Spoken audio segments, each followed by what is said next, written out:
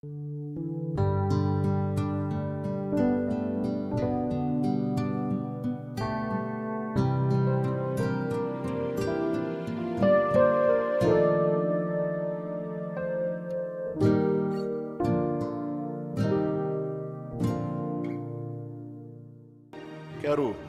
convidá-los a abrir o Evangelho de Lucas, no capítulo 18,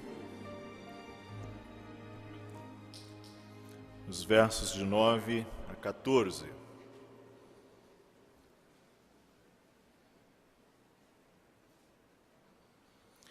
Evangelho de Lucas, capítulo 18, de 9 a 14.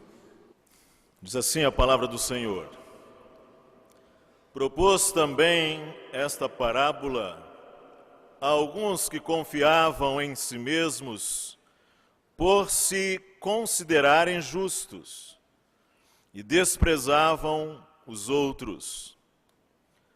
2 homens subiram ao templo com o propósito de orar, um fariseu e o outro publicano.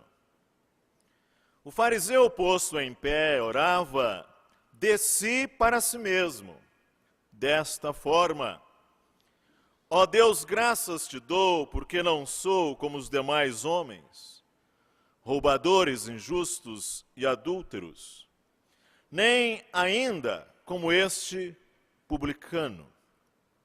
Jejuo 2 vezes por semana e dou o dízimo de tudo quanto ganho. O publicano, estando em pé longe, não ousava nem ainda levantar os olhos ao céu, mas batia no peito, dizendo: Ó Deus, sê propício a mim, pecador. Digo-vos que este desceu justificado para sua casa, e não aquele, porque todo o que se exalta será humilhado, mas o que se humilha será exaltado. O Senhor Jesus contou uma parábola. A palavra parábola ocorre no Novo Testamento 48 vezes nos evangelhos sinóticos e 2 vezes no livro de Hebreus. A palavra basicamente significa você colocar uma coisa ao lado da outra.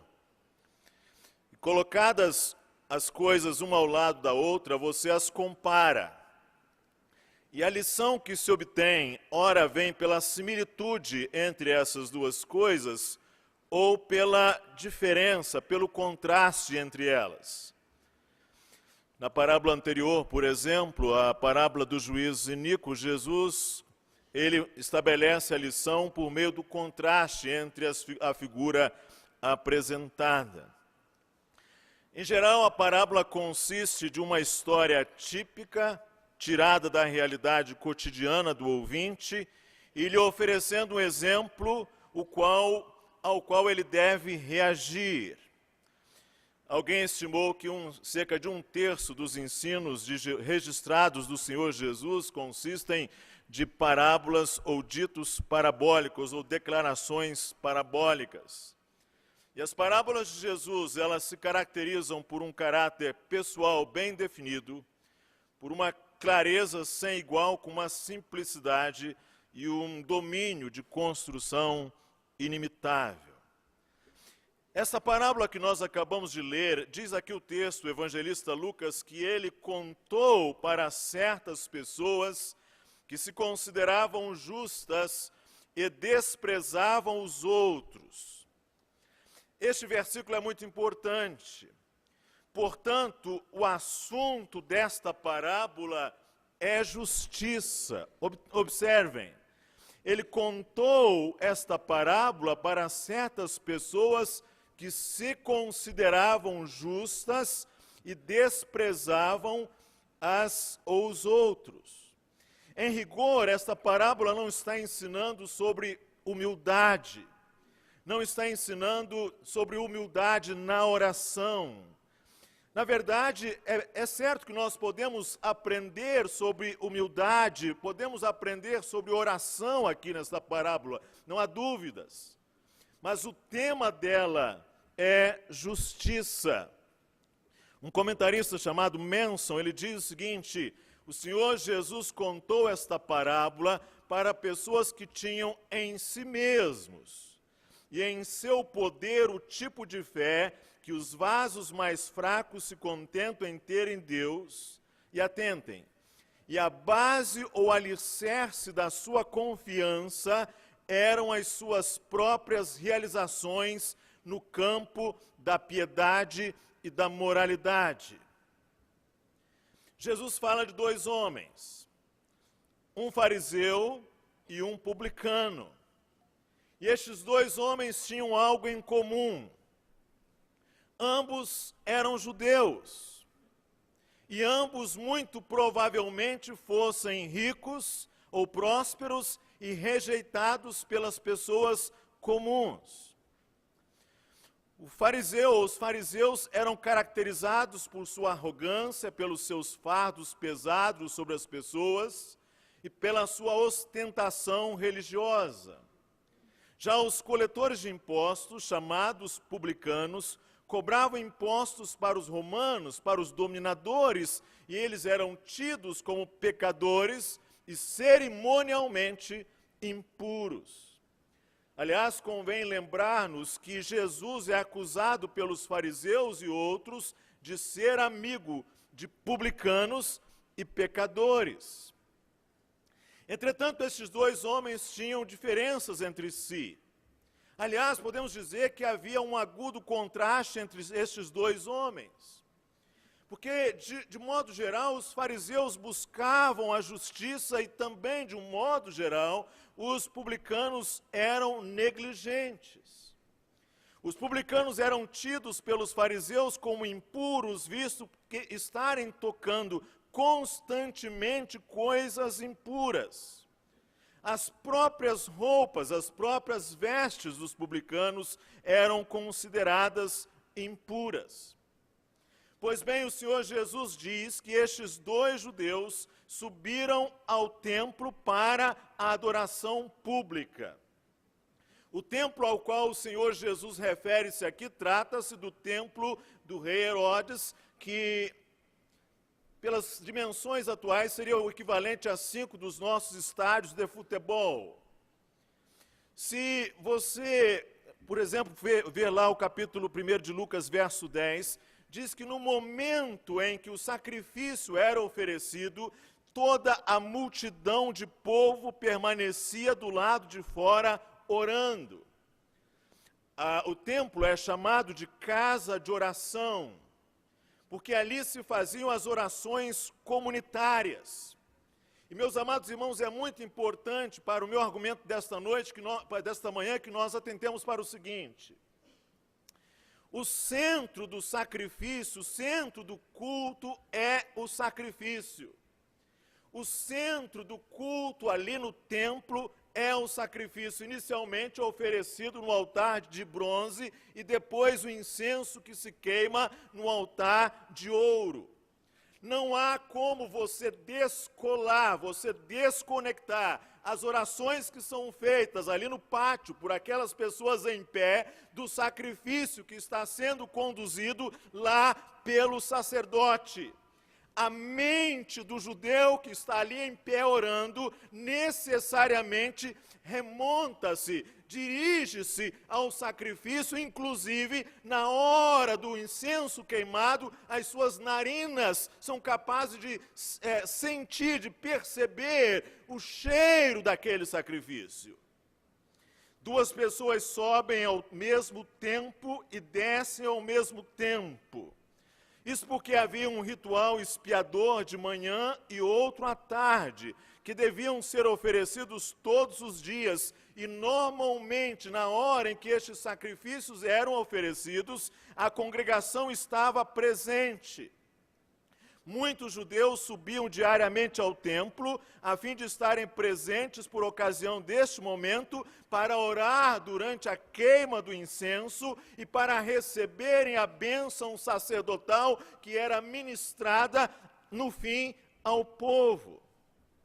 Então o povo está orando ali durante o sacrifício, a hora em que o incenso era queimada, era a hora geralmente mencionada para a oração, como você pode ver em Lucas capítulo 1, verso 10, diz, durante a oferta de incenso, o povo se reunia no pátio para orar.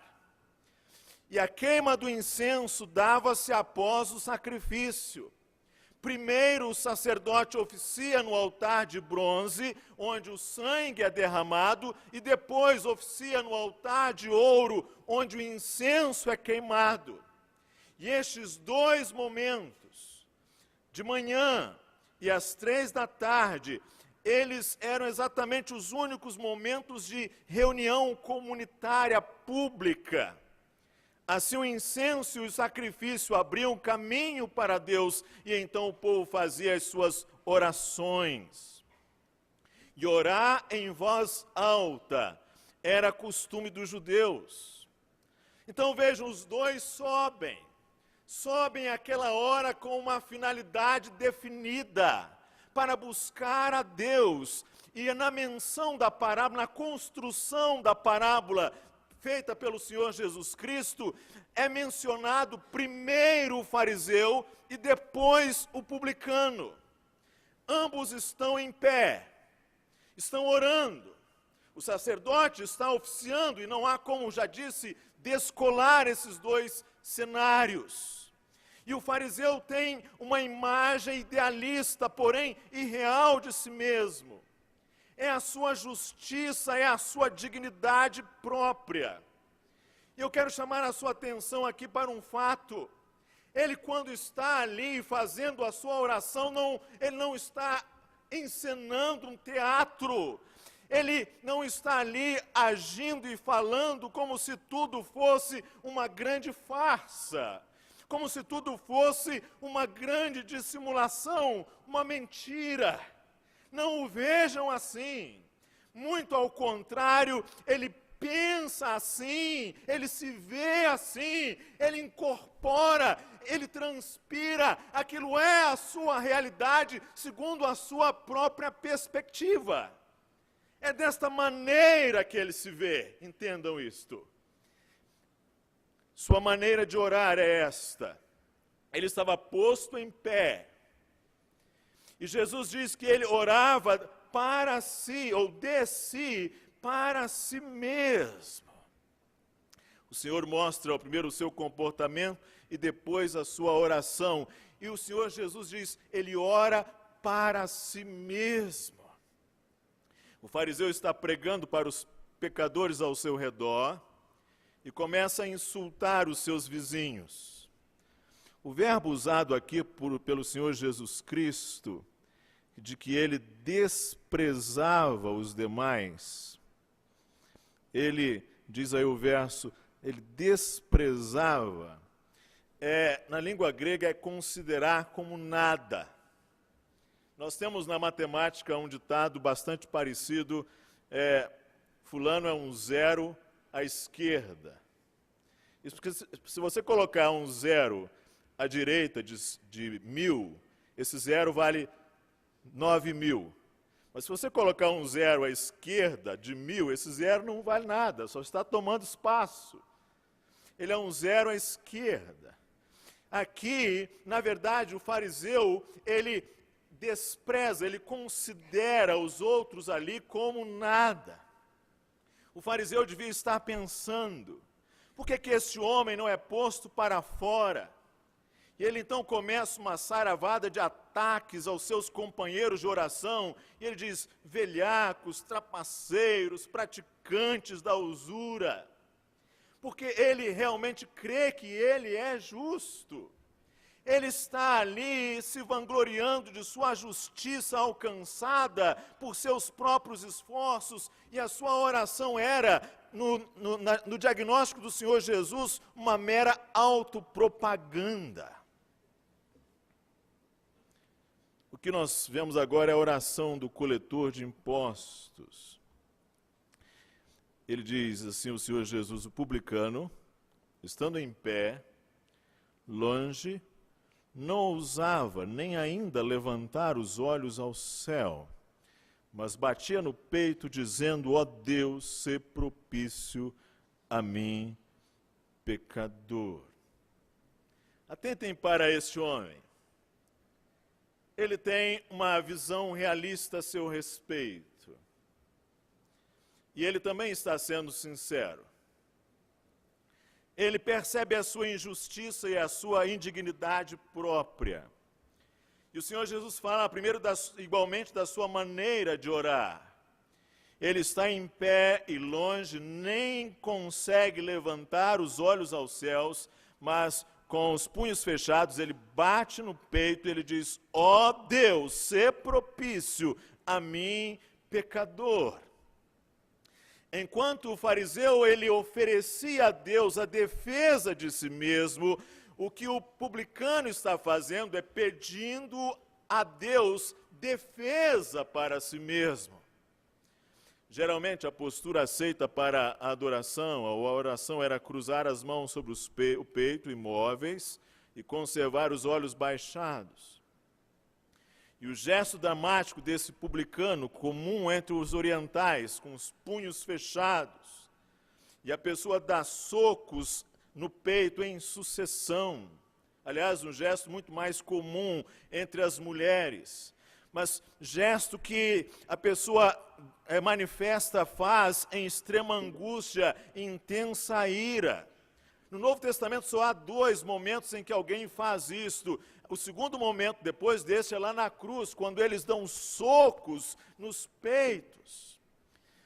E alguns sugerem que os orientais batem no peito por causa do coração. É como a dizerem: tudo está aqui, de onde procedem todos os meus maus desígnios. Pois bem, o publicano ora: ó Deus, sê propício a mim, pecador. E o Senhor Jesus agora diz que os 2 descem. Mas diz o Senhor Jesus que um desceu justificado, ação completa, consumada. A língua grega diz isto aqui, e o outro não. E é muito interessante que na própria estrutura gramatical da parábola, a ordem agora ao descer é inversa. Primeiro o publicano, depois o fariseu. Observem, um saiu justificado. Cristo percebera que algumas das pessoas que se aglomeravam ao seu redor confiavam para a sua salvação na sua própria justiça e não na misericórdia de Deus. Então eu insisto que a ideia central da parábola é a justiça diante de Deus. Como pode ela ser alcançada? O coração do homem precisa ser purificado e reconciliado mediante a misericórdia de Deus, e um homem humilde e cônscio dos seus pecados e da sua indignidade, sem merecimento próprio que o recomende, anela que o sacrifício expiatório possa aplicar-se a ele. E o publicano, então, que é judeu, e ele entende, ele cresceu num contexto sacrificial, ele faz a seguinte oração: ó Deus, sê propício a mim, pecador. A tradução em português que eu tenho aqui em mãos alinha-se com a antiga tradução de Jerônimo, na Vulgata Latina. Jerônimo diz: Deus propitio est mi peccatore. Ou seja, ó Deus, sê propício a mim, pecador. Eu sei que boa parte das versões em português seguem a tradução em inglês e dizem assim: tem misericórdia de mim, porque em inglês é exatamente isto. Lembra aos irmãos que em inglês a palavra propiciatório significa lugar da misericórdia, mercy seat. Também, às vezes, o verbo aqui é traduzido assim: tem compaixão de mim, ou tem piedade de mim, tem pena de mim.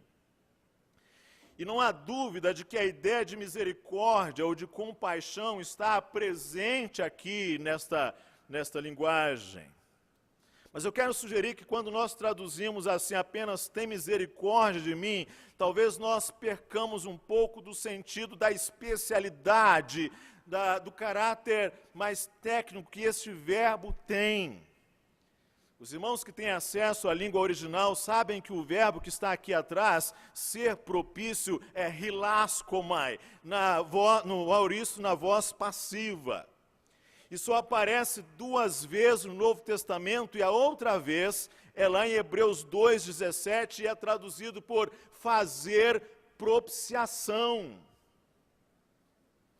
Ou seja, esse verbo ele é importante porque ele integra um grupo de palavras em grego pertencente ao ambiente do culto. Ou seja, palavras que denotam geralmente ações que deveriam originalmente tornar Deus desfavoravelmente disposto. Na tradução grega do Antigo Testamento, este verbo, ele está no contexto do culto hebreu no sentido de propiciar, de expiar, de cobrir, de purificar pecados. E nesse sentido aqui no auristo passivo, significa Deus deixe-se aplacar. Geralmente o sujeito gramatical é um homem e o objeto é Deus. Este é o verbo que aparece naquela ação ritual, mediante o qual Deus deve ser aplacado, e é um verbo invariavelmente, atentem, em associação com a atividade ritual do sacerdote. Por isso que lá na versão grega do Antigo Testamento, esse verbo aparece nos livros de Êxodos, Levítico e Números, para referir-se ao sacrifício propiciatório. Ó Deus, ser propício a mim, pecador. Ó Deus, torne-se propício a mim, pecador. Ó Deus, deixe-se aplacar em relação a mim, pecador. Todo judeu sabia, meus amados irmãos, que Deus só poderia tornar-se propício mediante o sacrifício pelos pecados. Esse é o ponto.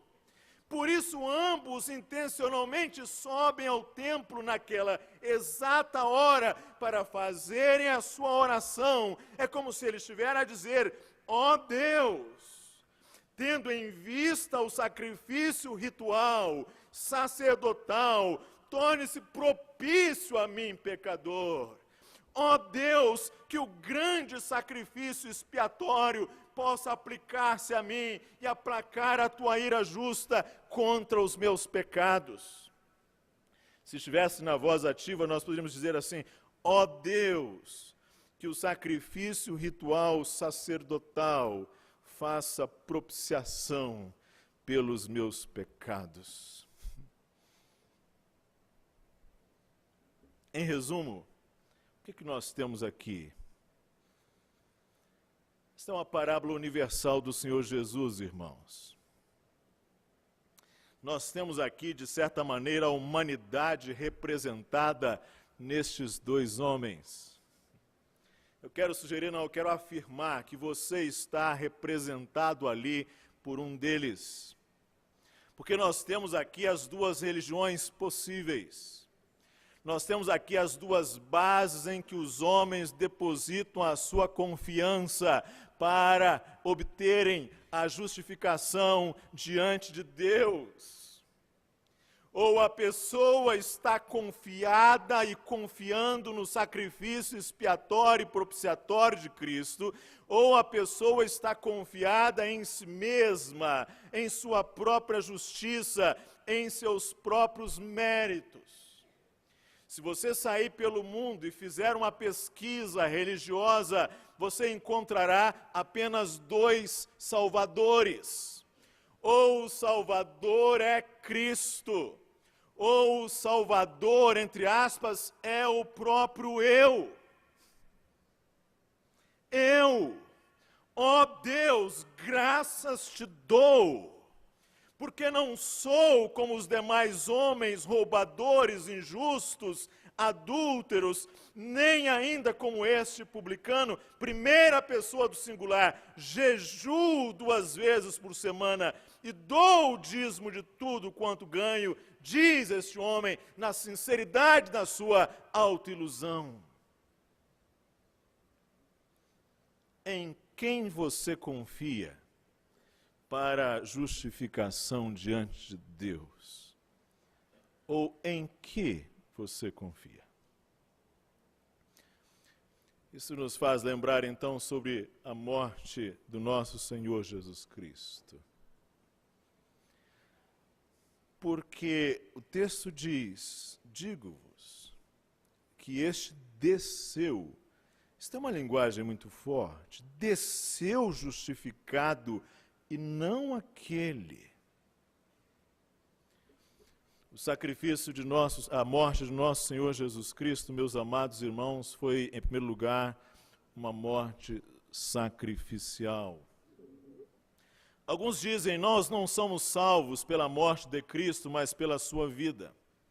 De certa maneira, essas pessoas exaltam o exemplo de Cristo e negam o seu sacrifício expiatório. O sacrifício de Jesus Cristo, meus amados irmãos, foi mais do que a morte de um mártir. Um homem pode se tornar mártir por uma grande causa, legar-nos um grande exemplo, um exemplo digno de louvor, mas o seu sacrifício não faria expiação pelo pecado. A morte de Cristo é muito mais profunda do que um mero martírio. Para entendermos o sacrifício de Cristo, nós precisamos entender os sacrifícios do Antigo Testamento, aqueles sacrifícios que eram pelo pecado, porque o sacrifício de Cristo, a morte de Cristo, foi um sacrifício pelo pecado. Como aquele sacrifício que era oferecido lá no altar de bronze. O escritor aos Hebreus diz que este, havendo oferecido um único sacrifício pelos pecados, está agora assentado, verbo que nunca se aplicou ao sacerdote lá no Santo do Santo, está agora assentado para sempre à destra de Deus. Assentou, concluiu. Se você for lá, se você olhar a planta lá do santo lugar, do santo, vai ver que há muitos móveis, mas não há lugar para o sacerdote, não havia lugar para o sacerdote assentar-se. Ele ofereceu um único sacrifício pelos pecados e agora está assentado sempre à destra de Deus. Em segundo lugar, o sacrifício de Jesus Cristo é um sacrifício expiatório. Isso pressupõe a ideia de culpa. Cristo sofreu a penalidade do pecado, cumpriu a lei, satisfez a justiça e assegurou remissão. Os ritos do Antigo Testamento apontavam para isso, mostram como o castigo era executado e proclamados a remissão e o perdão.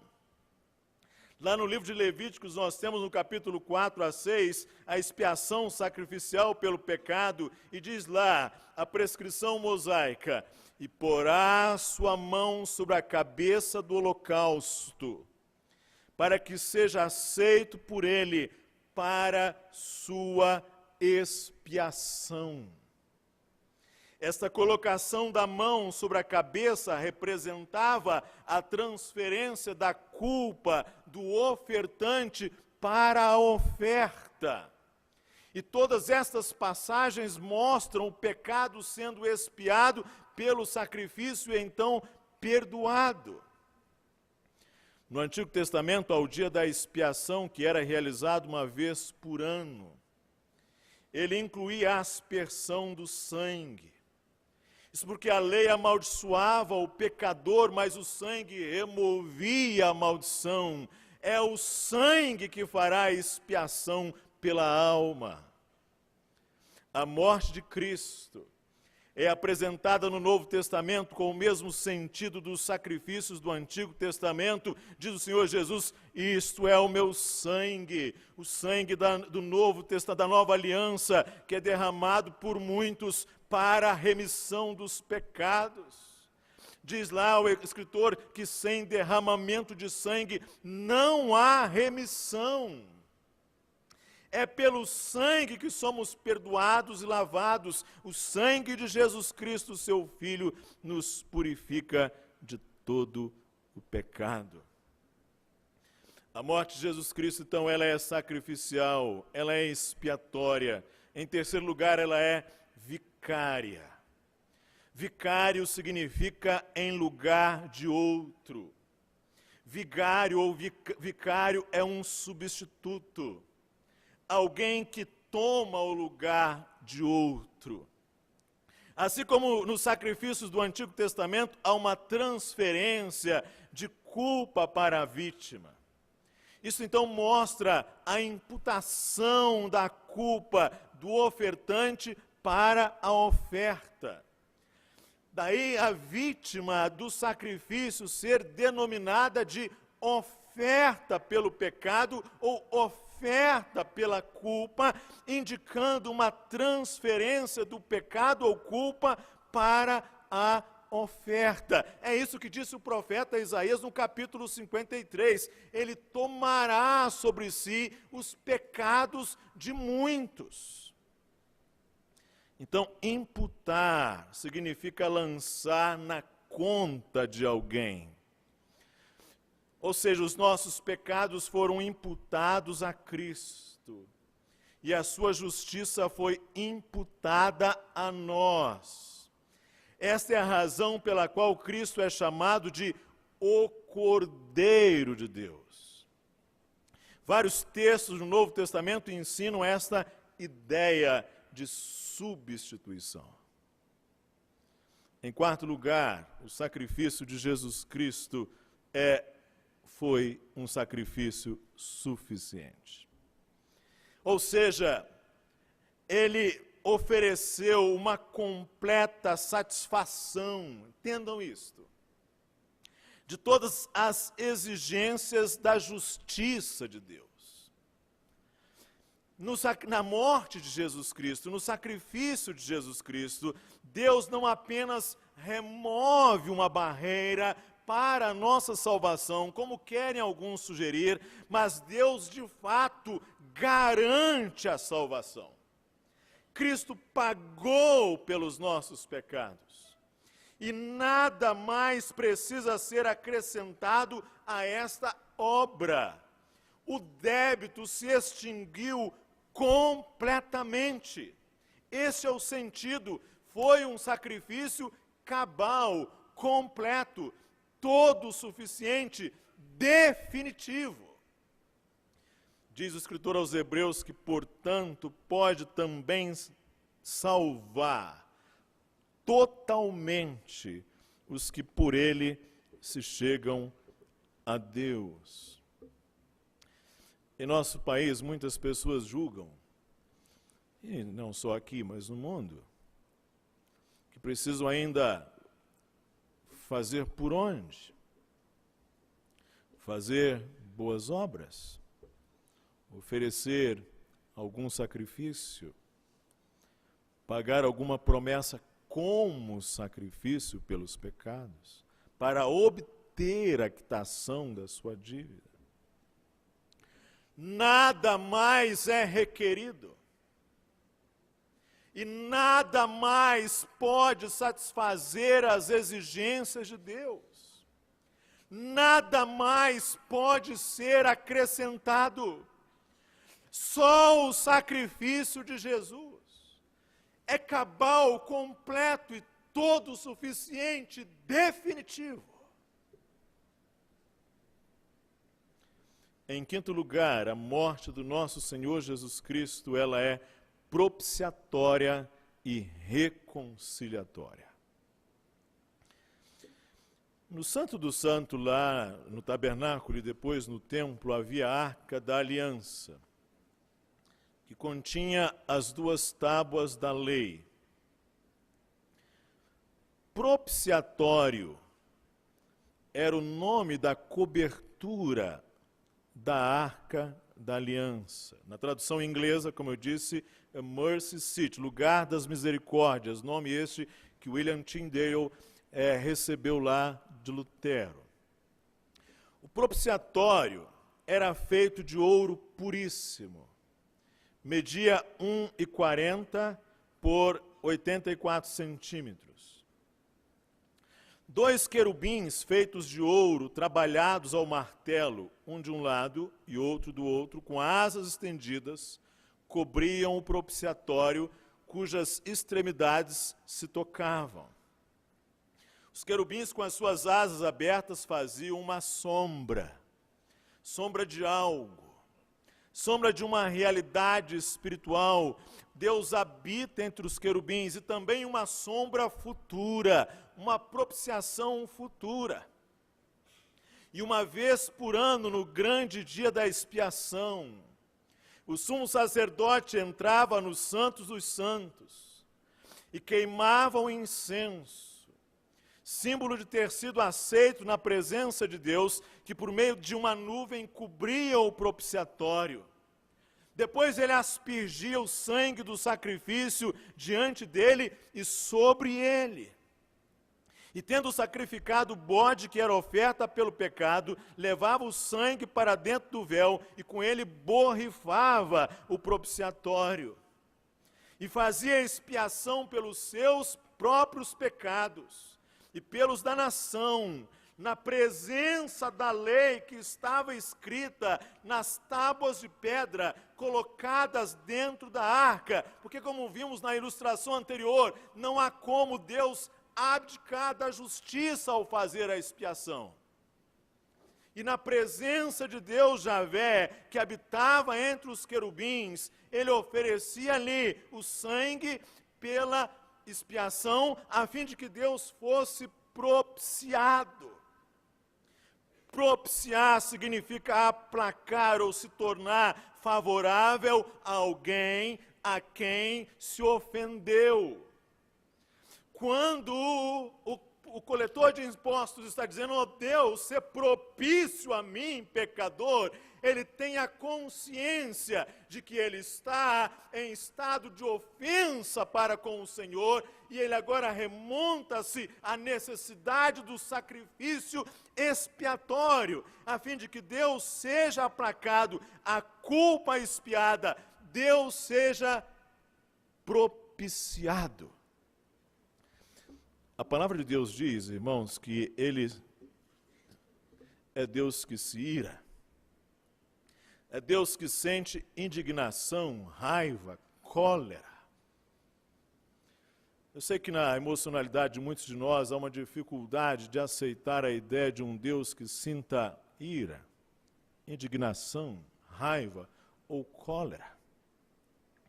Não apenas na emocionalidade de muitos de nós, mas também há uma tendência no pensamento de alguns importantes teólogos contemporâneos de subtrair, ou rejeitar, ou atenuar a ideia de um Deus irado, um Deus que sente indignação todos os dias. Eu quero sugerir a você o seguinte: um ser moral que não sinta indignação ou ira, não pode ser um ser bom, nem um ser amoroso. Ainda que haja diferenças na forma de compreender a ira de Deus e a nossa, deixe-me perguntar como você reage diante de manchetes assim. Em Brasília, o índio Galdino é queimado, dormindo, por jovens delinquentes.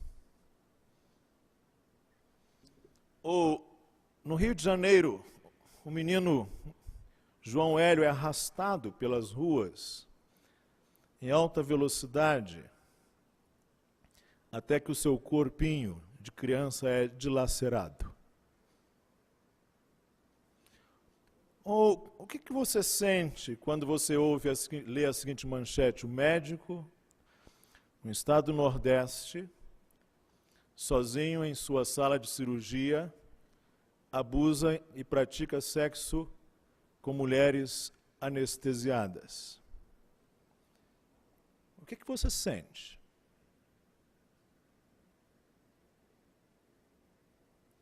Você fica indiferente?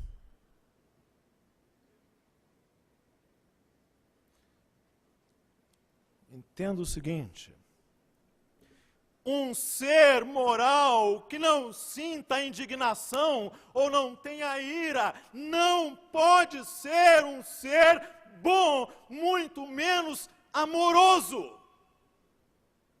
Isto é absoluta indiferença. Isto é absoluta conivência com o mal. Mas lembre-se, para o seu consolo, Deus não é como nós. Ele é tardio em irar-se, e na ira ele se lembra da misericórdia, e a sua ira é equânime, é justa, é uma retribuição proporcional ao pecado, não é o destempero de um tirano tresloucado.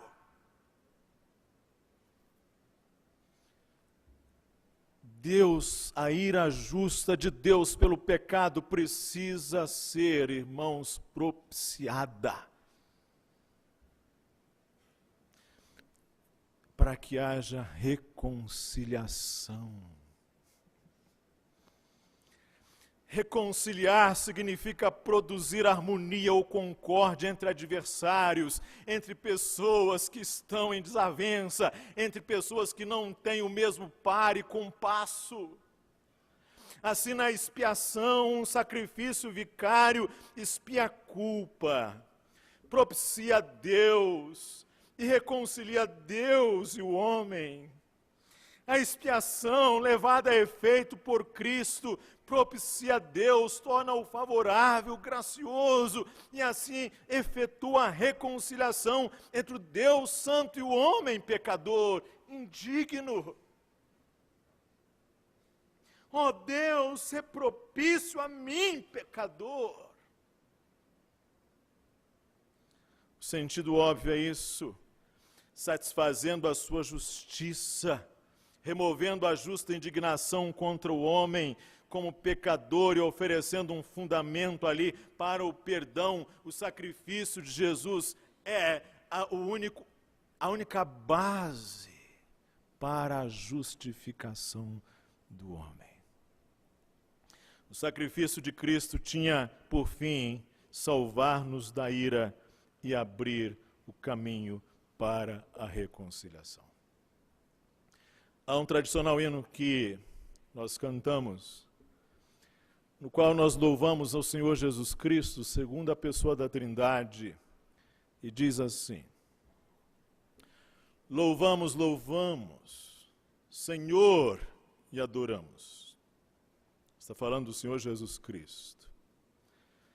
A ti, ó Deus homem, no céu assentado, que em tempo devido na terra humilhado, por nossos pecados morreste na cruz. Louvamos, louvamos, Senhor, e adoramos a ti que a justiça de Deus sustentaste, a pena sofrendo por nós merecida, a vida depondo para assim nos remir.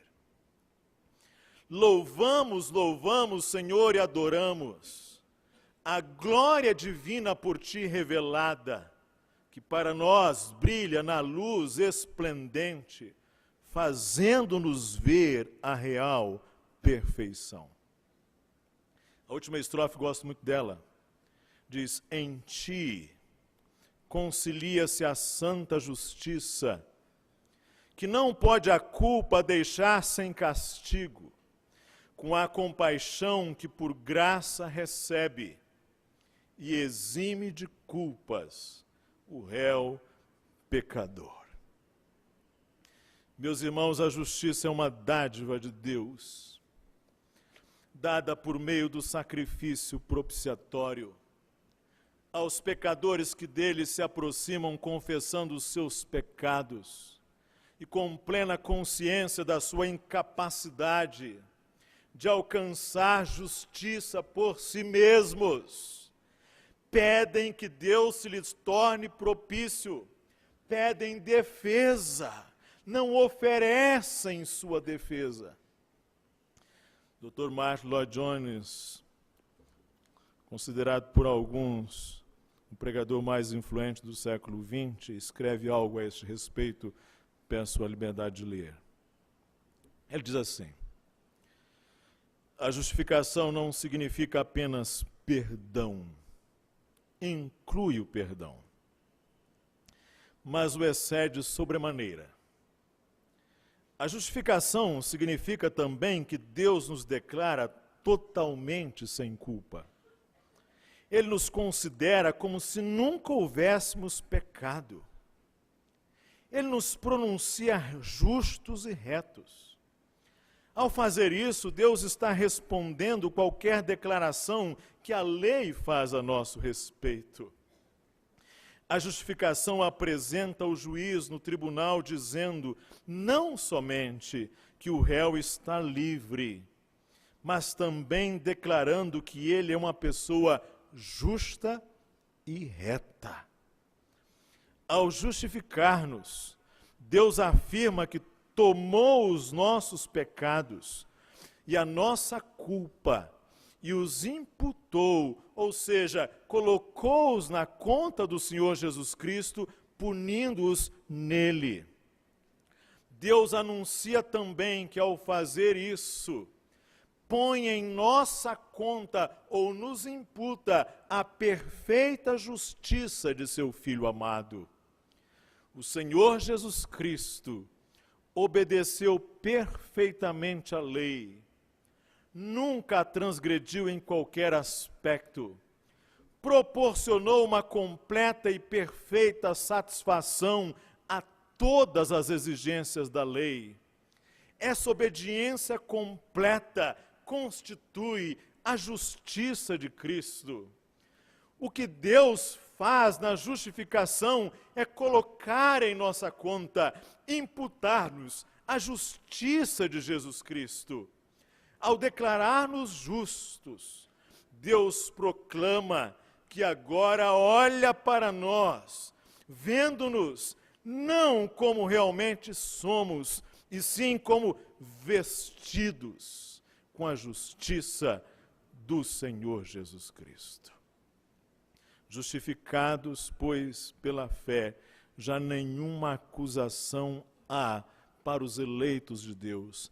Quem os condenará? O Senhor Jesus Cristo veio, e Ele diz que veio buscar e salvar o que se havia perdido. Doentes precisam de médicos, e não os sãos. Não vim chamar os justos, ele diz em outro lugar, mas pecadores ao arrependimento. O que esta parábola nos ensina, irmãos, parábola universal, parábola inclusiva, é esta. O sacrifício expiatório é inútil para a pessoa que se acha possuidora de justiça própria. Por isso o Senhor Jesus termina magistralmente e inquiridoramente quando ele diz: porque todo o que se exalta será humilhado, mas o que se humilha será exaltado. Que Deus os abençoe.